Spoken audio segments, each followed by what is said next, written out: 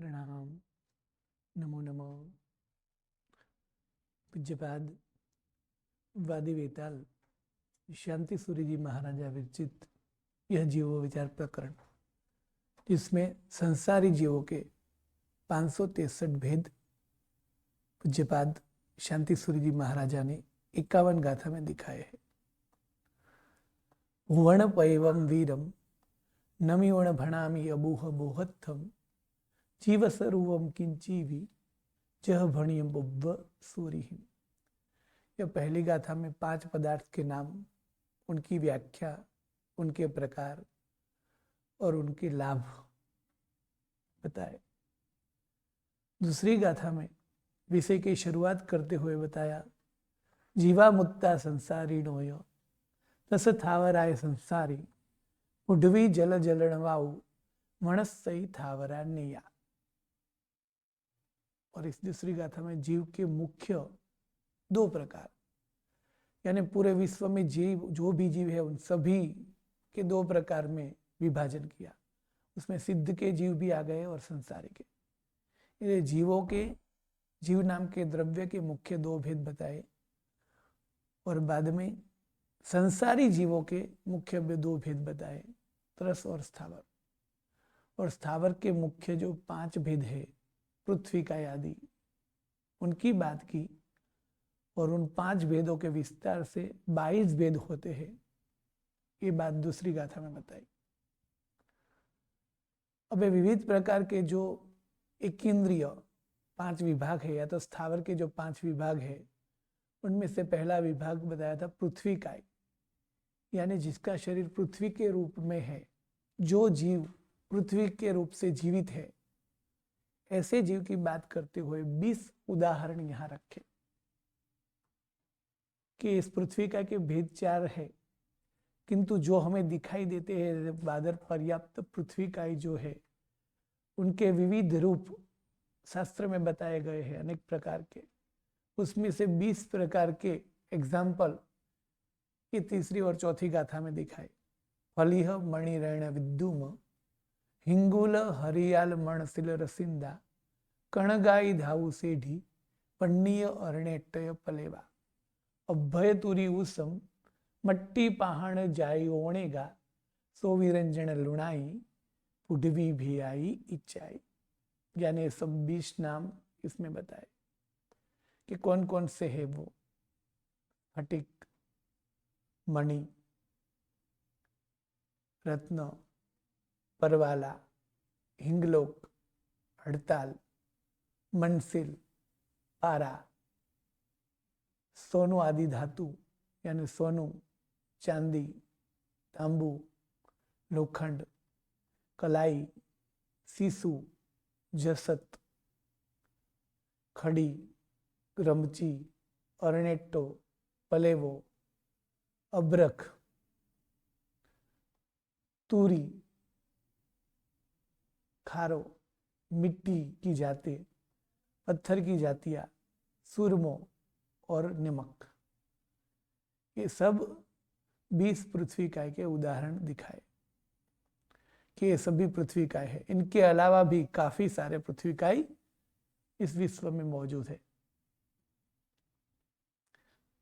5वीं गाथा में स्थावर का दूसरा विभाग जो था, यानी जल, पानी, वाटर के रूप में जो जीव है, उनके विभाग दिखाते हुए कहा कि पानी के भी विविध रूप है।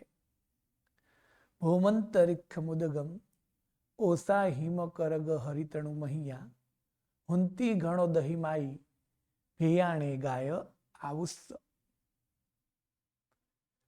भूमि का पानी, आकाश का पानी, झाकल, हिम,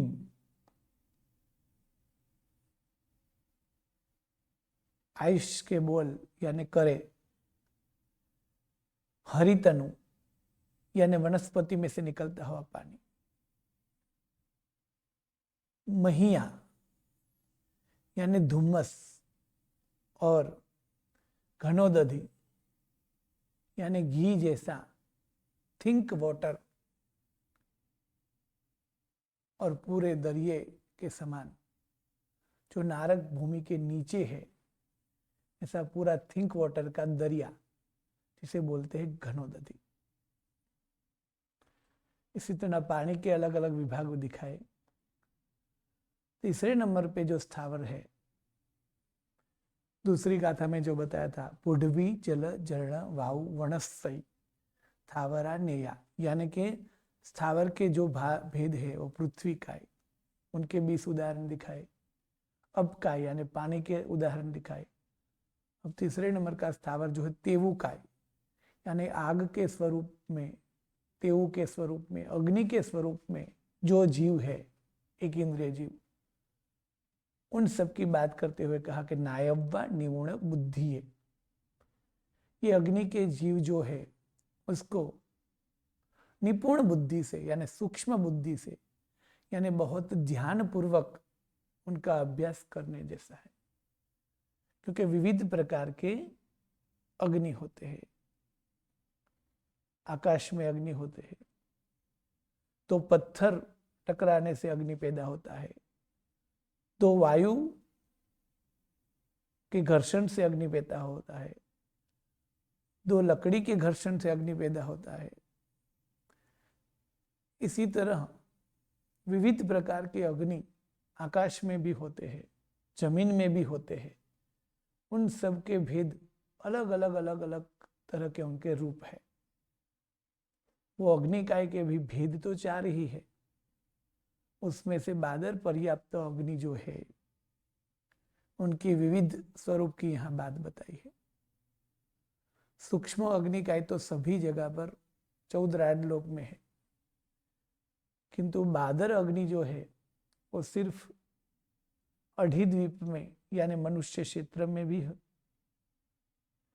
और उसमें भी अमुक काल के हिसाब से ही होता है, हर बार ये अग्नि नहीं होता है। जैसे इस काल की बात करें तो आदिनाथ परमात्मा जब थे तब चौथे आरे में, तीसरे आरे में अग्नि प्रकट हुआ। तो इस अग्नि की बात करते हुए गए, ये जीव जो है बादर अग्नि काय, यानी बादर तेवु काय, यानी अग्नि के स्वरूप में जो जीव है उनके विविध प्रकार की बात करते हुए छठी गाथा में कहते हैं, इंगाल जाल मुम्मूर उक्का सणी कणग विज्जु माहिया अग्नि जियाणंभेया नायब्वा निपुण बुद्धि है। अग्नि के कौन कौन से रूप हैं? तो कहते हैं इंगाल यानी अंगारे, झाल यानी ज्वाला, मुम्मूर यानी तिनखे, उक्का यानी उल्का, असनी यानी आकाश में पैदा हुआ अग्नि, कणग यानी आकाश में से निकलता हुआ अग्नि के कण, और विज्जु यानी आकाश में उत्पन्न होने वाले बिजली आदि। अग्नि जियाणंभेया, ये अग्नि जीवों के विविध प्रकार के भेद हैं जो निपुण बुद्धि से जानने योग्य है। उसमें पहला शब्द है इंगाल, यानी अंगारे, एम्बर्स, जिसमें ज्वाला नहीं है, धुएं नहीं है, धुआं भी नहीं है। पूरे लाल रंग का जो कोयला, जलता हुआ कोयला जो है, पूरा लाल चटक जो है, उसमें से ज्वाला यानी फ्लेम नहीं निकल रही है, धुआं भी नहीं है, किंतु जलते हुए सुलगते हुए अंगारे, वो शायद पत्थर के भी हो, लकड़ी के भी हो, वो आग को अंगारे या तो एम्बर्स बोलते हैं, जिसको शास्त्रीय भाषा में इंगाल बोलते हैं। इसमें से धुआं न हो, सुलगते हुए कोयले, और सुलगते हुए कोयले को लाल रंग के जो है वो लाल आग, उन्हें अंगार कहते हैं। यहाँ कोयले से समझो कि लोखंड या तो पत्थर में भी अत्यंत आग लगी हुई है, तो अग्नि का जो लाल गोला है, यानी लोहे के गोले में अग्नि का प्रवेश होता है, तब लाल लोखंड जो हो जाता है, उस गोले को भी इंगाल कह सकते हैं। यानी जिसमें से फ्लेम या ज्वाला नहीं निकल रही है, धुआं नहीं निकल रहा है, ऐसे सलगते हुए कोयले को इंगाल बोला जाता है, जिसे हम एम्बर्स बोल सकते हैं। जाल यानी फ्लेम, ज्वाला, भड़का, आग की लपटे, उसे शास्त्रीय भाषा में झाल बोल रहे हैं। एम्बर्स भी अग्नि है, उनका रूप अलग है। जो पहले नंबर के चित्र में है वो सुलगते हुए कोयले। ज्वाला जो भड़का है, ज्वाला है, उन्हें झाल बोला जाता है। जो लकड़ी आदि के साथ जुड़ी हुई ऊपर ऊपर जाती है, उन्हें ज्वाला, जलती हुई आग, जलती हुई ज्वालाएं, पेट्रोल, डीजल, लकड़ी आदि में से जो उत्पन्न होती है, वो सब ज्वाला, सब उसे फ्लेम बोला जाता है। उसे शास्त्रीय भाषा में झाल बोलते हैं। यानी जलता हुआ बड़ा सा अग्नि का फव्वारा, जो मूल पदार्थ के साथ जुड़ी हुई होती है और ऊपर ऊपर आगे आगे बढ़ती हुई होती है, वो इंगाल जाल मुम्मुर। मुम्मुर यानी छोटे छोटे कण, तिनके, आग के तिनके, आग के कणिये, उसे मुम्मुर बोला जाता है। जो गोबर के कंडे, यानी गाय का जो गोबर है, जिसे हम छान बोलते हैं, वो गोबर के कंडे आदि को जलाकर बाद में वो ठंडे पड़ जाते हैं, और जलती हुई राख वगैरह जो है, उसको थोड़ा हिलाने से छोटे छोटे जो कण जो है, अग्नि के कण, वो निकलते हैं। उस कण को मुम्मुर बोलते हैं। यानी भट्ठी के जो आग है, इस गोबर के कंडे से लेकर जो कुम्हार पकाने में, मटके वगैरह पकाने में जो लगाता है वो ज्वाला, आग, उसके बाद में जो आग शांत वगैरह हो जाती है, वो शांत हुई आग, और इस पर मिट्टी या तो राख के ढेर हो गए हैं, और उनको थोड़ा हिलाने से छोटे छोटे जो अग्नि के कण निकलते हैं, उसे मुम्मुर बोलते हैं। यानी कि भट्ठी का अग्नि, भाठे का अग्नि, जिसे बरसाड़ा भी बोलते हैं। यानी इसे जमीन में गोबर के कंडे के छोटे छोटे अग्नि के कण, उसे मुम्मुर बोला जाता है। जिसे मिट्योर भी बोल सकते हैं, छोटा सा कणिया अग्नि का। इंगाल जाल मुम्मुर, उक्का, असनी, कणग, उल्का। उल्का यानी आकाश में उत्पन्न होने वाला बड़ा उल्कापात नाम का अग्नि।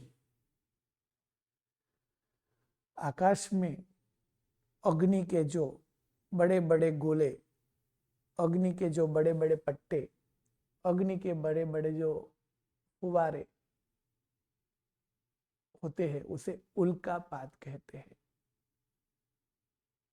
आकाश में विशिष्ट प्रकार का जो अग्नि पैदा होता है, वो उसे उल्का या तो उक्का कहते हैं। उल्का की आग, आकाश में होने वाली आग, तेजमय लिसोटे यानी लाइनिंग, बड़ी बड़ी ज्वालाएं, बड़े बड़े पट्टे, वो सब बड़े बड़े अग्नि के गोले, वो सब उल्का कहते हैं। ऐसे अग्नि के उल्कापात की उत्पाद कई बार होती है, और जिसमें भीषण नुकसान भी होता है। उस आग को उल्का शब्द कहते हैं। इंगाल जाल मुम्मुर उक्का असनी।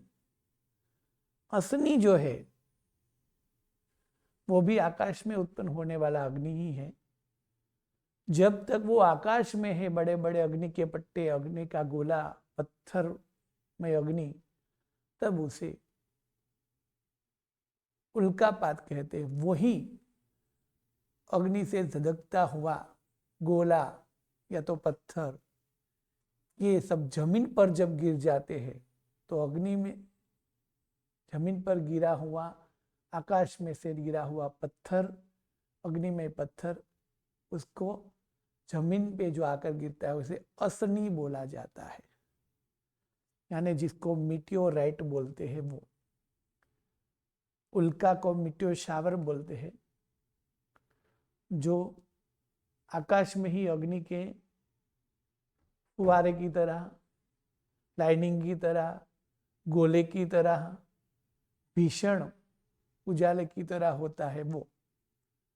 और वही अग्नि जब आकाश में से गिरते हुए भूमि पर आकर गिरता है और जब तक वो ज्वलित है, उस पत्थर को या तो उस गोले को अश्नि बोलते हैं। यानी उल्का और अश्नि दोनों आकाश में उत्पन्न होने वाले अग्नि है। आकाश में जब होते हैं उसका उल्कापात नाम है, नीचे गिरे तब उसे अश्नि कहते हैं। यानी आकाश में से गिरने वाली चिंगारियां, जमीन पर आने वाली चिंगारियां को अश्नि बोला जाता है, और आकाश में जो होती है उसे उल्का बोला जाता है। इंगाल एम्बर, जाल फ्लेम, मुम्मर लकड़ी, गोबर के कंडे, भट्टी, निम्भाड़े में होने वाले छोटे छोटे अग्नि के उड़ते हुए कंड, ये मुम्मूर। उल्का आकाश में उत्पन्न होने वाला बड़ा सा अग्नि, मीटियो शावर। और नीचे गिरने वाला अग्नि, मीटियोराइट, जिसको अश्नि बोला जाता है। इंगाल जाल मुम्मर उक्का अश्नि कणग, कणग यानी कणिये, पर कौन से कणिये? जैसे पहले मुम्मुर जो है वो जमीन पे लकड़ी में, गोबर में, भट्टी में से उड़ने वाले, निकलने वाले छोटे छोटे कण को मुम्मुर बोला गया है। जबकि आकाश में छोटे छोटे अग्नि के जो कण उत्पन्न होते हैं, और वो कण जो है वो जमीन तक नहीं पहुंच सकते, जो छोटे छोटे अग्नि के कण जो कभी कभी खरते तारे, यानी जिसको हम टूटता तारा बोलते हैं, वो तारा नहीं होता है, अग्नि का एक प्रकार है, उनको बोलते हैं कणग, यानी मीटियोर। जो आकाश में छोटे छोटे अग्नि के कण उत्पन्न होते हैं, वो आकाश में से खरने वाले अग्नि के कणिये को कणग बोलते हैं। इसको कनिया या खनिया या खिरते हुए स्टार के नाम से जो हम जानते हैं वो। इंगाल जाल मुम्मूर उक्का असनी कणग विज्जू माहिया। इसके अलावा भी अग्नि जो है आकाश में, जो भी बिजली आदि, लाइट आदि जो होती है, इंद्रधनुष आदि जो होते हैं, मेघ धनुष, रेम्बो, ये सभी आकाशीय अग्नि को विज्जू माहिया शब्द से लेना है।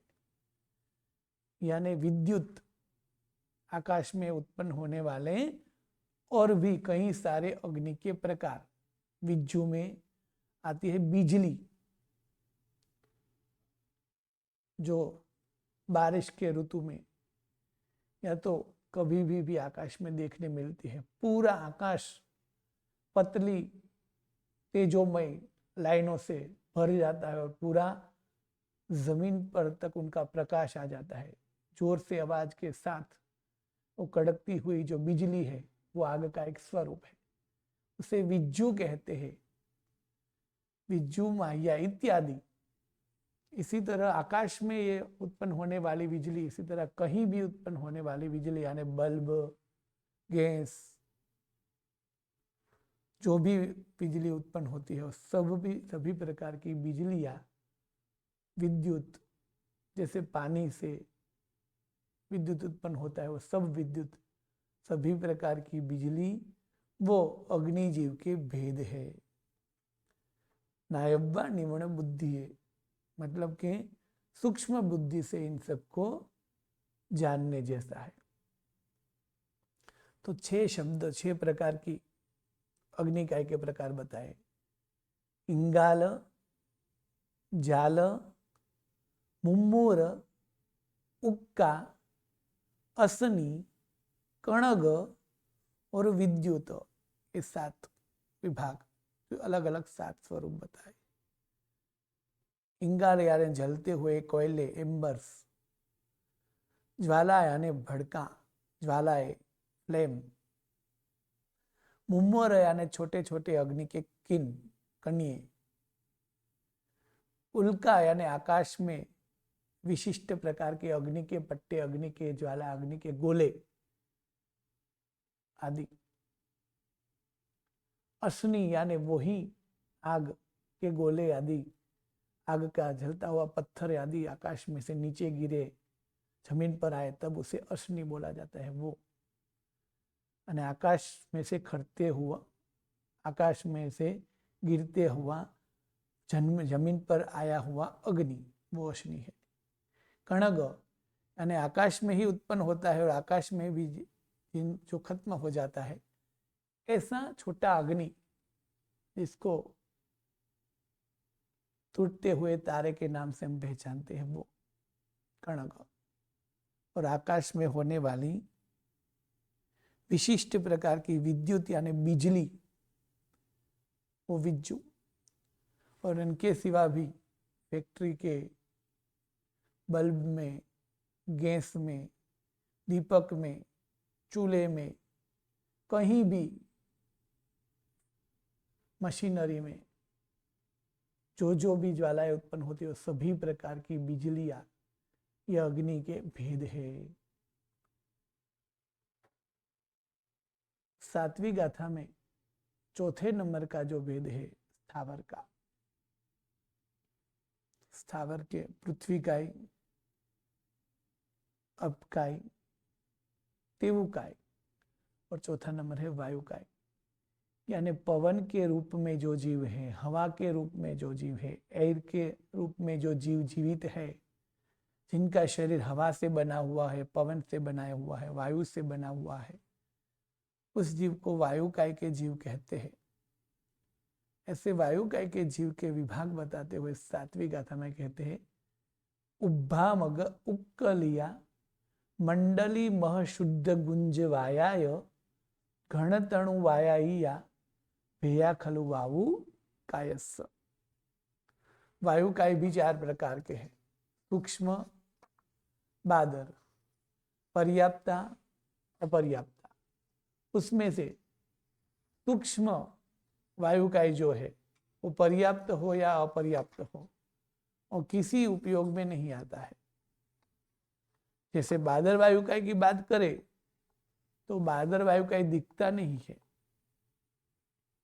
किंतु बादर की व्याख्या करते हुए बताया था, कोई भी इंद्रिय से यदि वो अनुभूति होए तो बादर ही कहलाता है।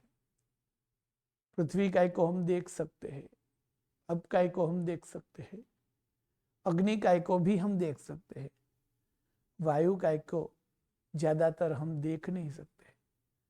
हाँ, हमें लगता है कि वायु है, उसमें दिखाई देने वाले सब कचरे या तो पृथ्वी का या वनस्पति का आदि होते हैं, किंतु वायु, हवा जो है, वो पूर्णतया आंखों से स्पष्ट रूप से नहीं दिखाई देता, किंतु फिर भी हमें मालूम होता है कि हवा आ रही है, पवन स्पर्श हो रहा है, तो स्पर्शेंद्रिय से भी हम उनकी अनुभूति कर सकते हैं।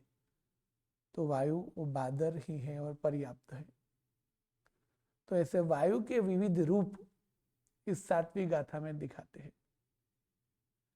उब्भा मग उक्कलिया मंडली महशुद्ध गुंज वायाय घन तणु वाया भेया खलु वायु कायस्स, ऐसे विविध प्रकार के वायु है। और उस वायु की बात करते हुए बताया कि कौन सा, तो एक उद्भ्रामक यानी उद्भ्रामक, या तो शास्त्रीय भाषा में जिसे बोलते हैं संवर्तक वायु। संवर्तक वायु, उद्भ्रामक वायु, ऊंचे उड़ने वाला वायु, ऊंचे भ्रमने वाला वायु, इसको एयर स्ट्रीम बोला जा सकता है, यानी ऊंचे ऊंचे ऊपर ऊपर भमता हुआ वायु। जो वायु अपने संग घास के तिनखे आदि को दूर दूर तक उड़ा कर ले जाता है, ऊंचे ऊंचे, जैसे आकाश में पतंग आदि ऊपर ऊपर तक उड़ती है क्योंकि ऊपर वायु है। तो ऊपर ऊपर बहने वाला ऊपरी वायु, संवर्तक वायु, उद्भ्रामक वायु, एयर स्ट्रीम, ये वायु का प्रकार है पहला। ऊंचे उड़ने वाला वायु, ऊंचे भमने वाला वायु। उक्कलिया, ठीक उसके विपरीत, यानी नीचे भमता हुआ वायु, जिसको उत्कलिक या तो ब्रीज कह सकते हैं, जो दरिया किनार की रेती के कण में या तो ज्यादातर रण प्रदेश में, जहां पूरा रेत का जंगल है, ऐसे रण प्रदेश, उस रण प्रदेश की रेत में रेत को छूते हुए वो वायु जो पसार होता है और उसी रेत के रेखाएं अनेक आदि चित्र निकलते हैं, ऐसे रण प्रदेश में जो जमीन को छूकर नीचे नीचे तरफ बहता हुआ वायु, उसे उत्कलिक वायु बोला जाता है। ऊंचे भमने वाले वायु को उद्भ्रामक, नीचे भमने वाले वायु को उत्कलिक, यानी एयर स्ट्रीम और ब्रीज जिसे बोला जाता है वो। उभा मग उक्कलिया मंडली, मंडली यानी गोलाकार, गोल गोल भमता हुआ वायु। चक्रवात वायु यानी चक्कर चक्कर करता हुआ वायु, जो बारी बारी चक्री की तरह भमता है वो वायु, उसे बोलते हैं मंडली, यानी चक्र की तरह गोल गोल घूमने वाला स्वभाव वाला वायु, जिसे वायु की मंडली भी बोल सकते हैं, इसको चक्रवात बोल सकते हैं। जिसके जाल में फंसा हुआ जहाज आदि भी डूब सकता है। यदि ये वायु समुद्र में उठा है गोल गोल गोल, तो उस चक्र में आने वाले बड़े बड़े जहाज भी डूब जाते हैं। यदि वो जमीन पर उठा है तो उस चक्रवात के वायु में बड़े बड़े झाड़, बड़े बड़े पेड़, बड़े बड़े वाहन, बड़े बड़े प्राणी भी ऊंचे ऊंचे दूर दूर तक चले जाते हैं।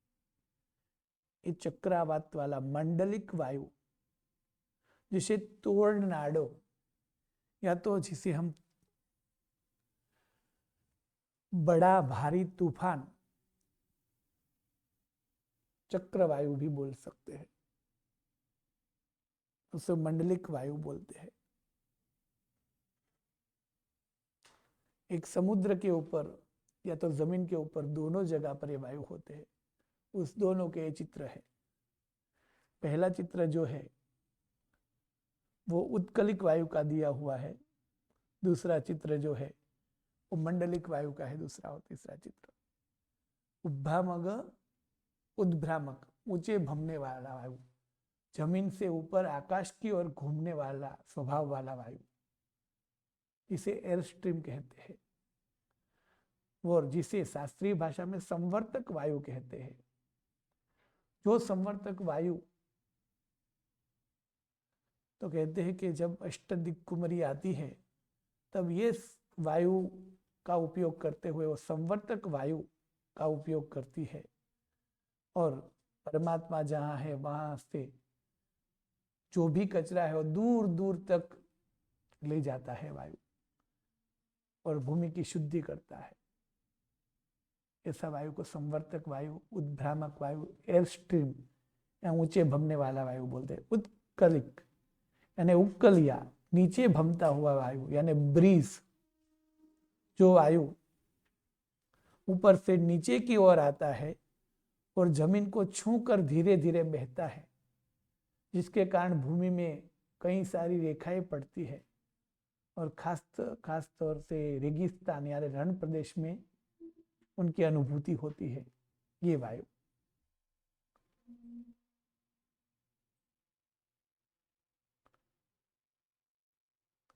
और इसी वायु के कारण इस रेगिस्तान में इस वायु के कारण उड़ती हुई मिट्टी कहीं जगह पर टीले में बदल जाती है और कहीं जगह पर टीले रही हुई मिट्टी वो बिखर जाती है जमीन के हिसाब से।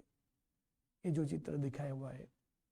तीसरा नंबर है मंडलिक वायु यानी टोर्नाडो, यानी बड़ा गोल गोल घूमता हुआ वायु का तूफान, जो समुद्र में भी उठता है और धरती भी, जमीन में भी उठता है, जिसे वंटोल भी बोला जा सकता है, जिसे चक्र भी बोला जा सकता है, जिसके बीच में आया हुआ बड़ा जहाज या तो बड़ा प्राणी भी डूब सकता है या तो दूर दूर तक जा सकता है।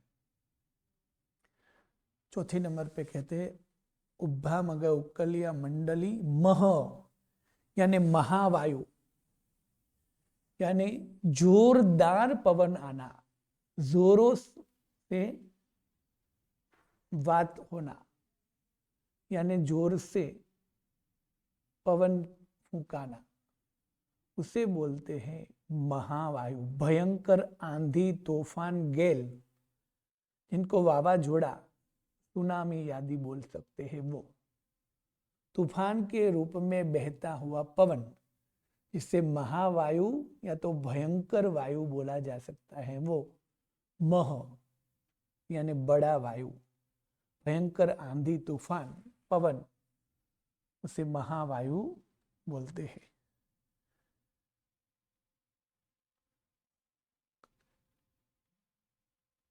या तो मह शब्द का दूसरा अर्थ ये है मुह, यानी मुख में से निकलता हुआ वायु, यानी हम जब बोलते हैं तो शरीर के अंदर से जो निकलता है वो,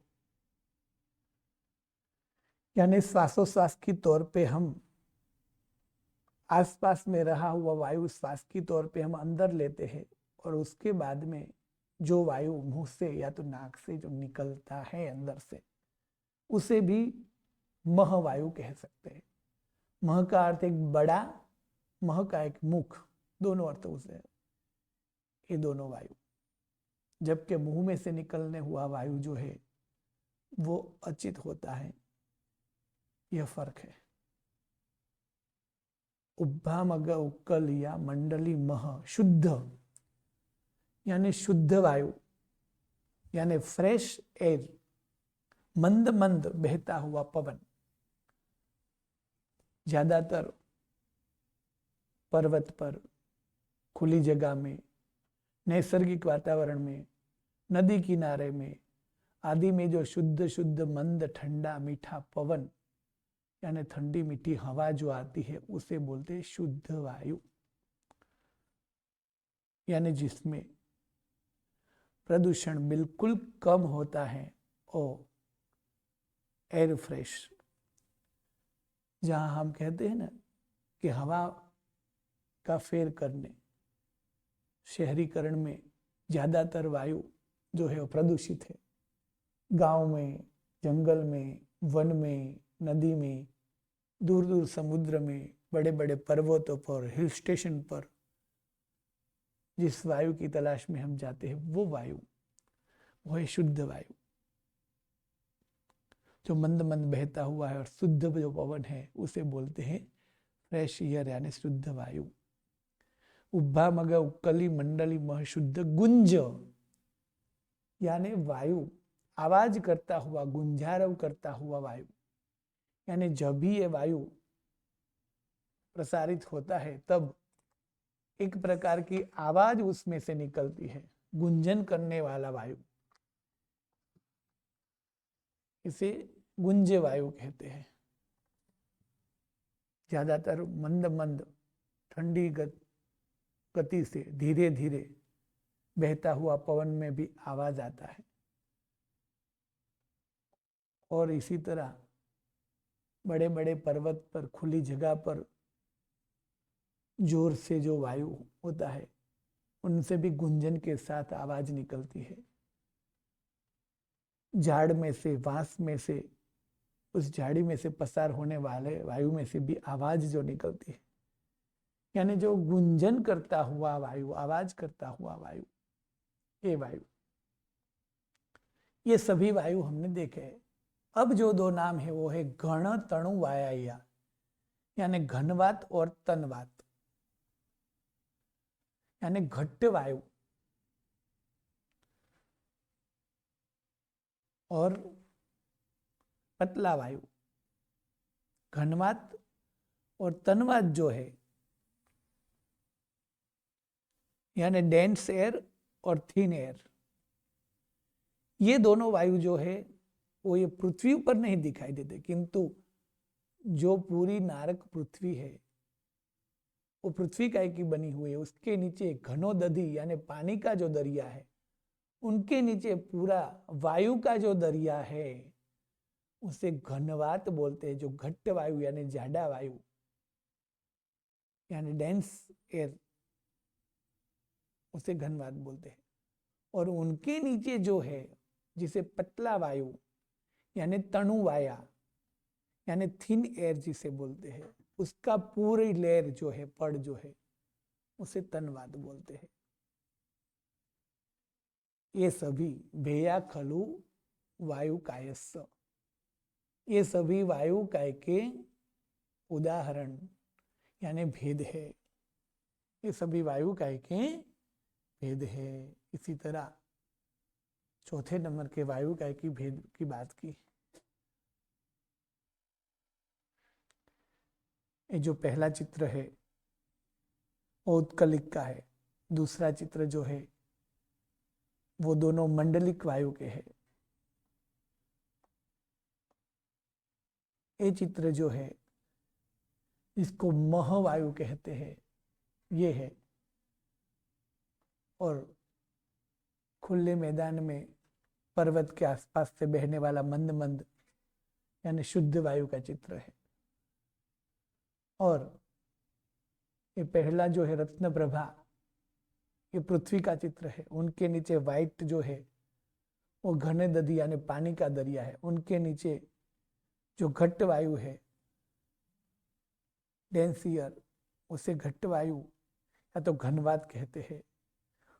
और उनके नीचे पतली वायु यानी तनवात कहते हैं। इसी तरह वायु काय के जीव के प्रकार बताए। अब वनस्पति काय 5वें नंबर में वनस्पति काय की बात 8वीं गाथा से लेकर 11वीं गाथा तक दिखाएंगे। हाँ बोलिए, प्रश्न। हाँ बोलिए। हाँ बोलिए। आपने बोला जीव होता है कण कण में, तो उन जीवों को तकलीफ नहीं होती? वो उनका सेल्फ ही जीव जलना है। किसमें? तेऊकाय के जीवों को। हाँ, तेऊकाय के जीवों को जलने में। हाँ, वो जल रहे ना ऐसे, तो उनको तकलीफ नहीं होती है। तेऊकाय के जीवों को जल रहे हैं तो उसको तकलीफ नहीं होती है। हाँ, वो खुद ही जीव है ना, वो तेऊकाय। हाँ, वो खुद ही जीव है। तो हमारे से हिंसा नहीं होती ना, उन्हें कोई तकलीफ नहीं होती। हमारे से हिंसा होती है उनकी, क्योंकि अग्नि हम जब पैदा करते हैं तो हमने उस अग्नि को पैदा किया, वो अग्नि बुझेगी। यानी हम जब अग्नि बुझाते हैं तब भी तेऊकाय की हिंसा होती है, उत्पन्न करते हैं तब भी तेऊकाय की हिंसा होती है, क्योंकि वो अग्निकाय के जीव है जो जीवित है। वो बात तो बराबर है। अग्नि के रूप में जो ये जो अग्नि है, उस अग्निकाय का जीव ही ऐसा है, उसका शरीर ऐसा ही होता है, अग्निमय होता है। यानी अग्नि के जीव से, अग्नि की ज्वाला में हम यदि हाथ डाले तो हमारा हाथ जलेगा तो हमको वेदना होगी, किंतु जैसे हम अग्नि में हाथ डालेंगे तो अग्नि के जीवों को भी वेदना होगी।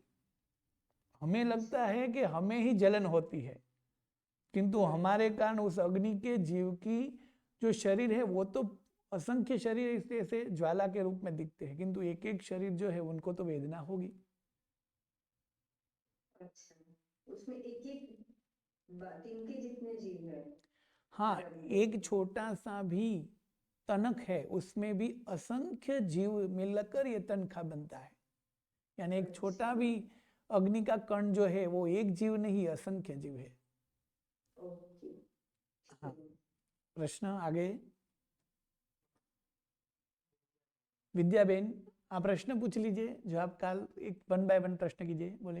जी, प्रणाम पंडित जी। हाँ, जो छठी गाथा में आपने बताया कर्ण और कर्ण आकाश से गिरते हुए अग्नि के कण, हाँ, वो पहले तो ऐसे ही समझ रहे थे कि वो तारा टूट रहा है, लेकिन पता चला कि वो अग्नि का एक कण एक्चुअली गिर रहा है।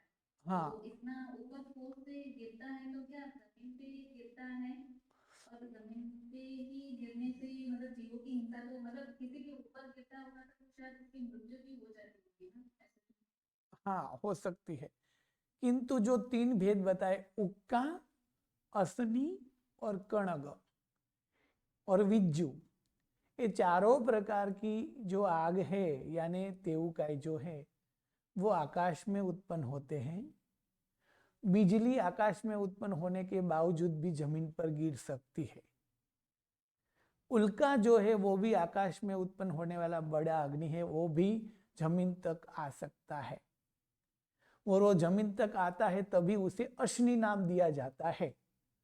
किंतु कणग जो है वो ऊपर आकाश में दूर दूर तक उत्पन्न होता है और वो छोटी मात्रा में होता है, वो नीचे तक नहीं आ सकता। उसी अग्नि का नाम ही कणग है। यानी कभी भी हमने गिरते हुए तारे को नीचे गिरा वो तारा, ऐसी बात नहीं अनुभव में आई। हाँ, आकाश में चलता है और 1-2 किलोमीटर तक हम दूर दूर तक देखते हैं, आकाश में ही वो पूर्ण हो जाता है ना, तो उसे ही कणक बोलते हैं। हाँ, आकाश में से अग्नि जो गिर सकता है वो है बिजली या तो उल्का। ओके। एक और प्रश्न था जो हमने फोर्थ गाथा में देखा था, अब से दूरी ऊसम, यहाँ ऊसम के लिए उसर भूमि लिखा है, यानी कि जो खार है ना सोना वगैरह वो अगर भूमि में ज्यादा मात्रा में आ जाने से उस वजह से जमीन बंजर हो जाती है, ऐसे लिखा है उसमें। हाँ, बराबर है। यानी उस मतलब एक जात का खार है, सोडियम कार्बोनेट नाम का पदार्थ है। उस जिस भूमि में भी व्याप्त हो जाता है वो भूमि बंजर बन जाती है, यानी वहां कोई भी चीज बोई नहीं जा सकती, और बोए तो भी वो चीज जो है उनका पाक नहीं हो सकता। यानी वो खार का प्रभाव है। जैसे देखो कि दरिए का पानी जो है और खारा समुद्र का जो पानी, जहां जहां भी पूरा समुद्र की पानी की लहर वर्षों तक चलेगी, वहां कोई ज्यादा फल फ्रूट आदि पकेंगे नहीं, क्योंकि वो जमीन ऐसी हो जाती है। तो एक खार भी एक जात का सोडियम कार्बोनेट पदार्थ है, जो भूमि में जिस भूमि में ज्यादातर व्याप्त हो जाता है वो भूमि बंजर यानी क्षार वाली, यानी उस जमीन में फिर पाक न उगने की संभावना नष्ट हो जाती है। जी, लेकिन हम ऐसे भी देखते हैं ना कई मतलब ऐसे मूवीज में वगैरह है ना कि बंजर जमीन होती है कि काफी ऐसे खोदते हैं कि खाद डालते हैं तो उगता है, तो ऐसी पॉसिबिलिटी हाँ, पॉसिबिलिटी है, हो सकता है, क्योंकि वो खार की लेयर जो है वो काफी हद तक होती है, तो उनको निकाल कर उनको खेद कर वो दूर हो सकती है बंजर भूमि भी। जी जी, खूब खूब धन्यवाद। प्रणाम, नमो नमः।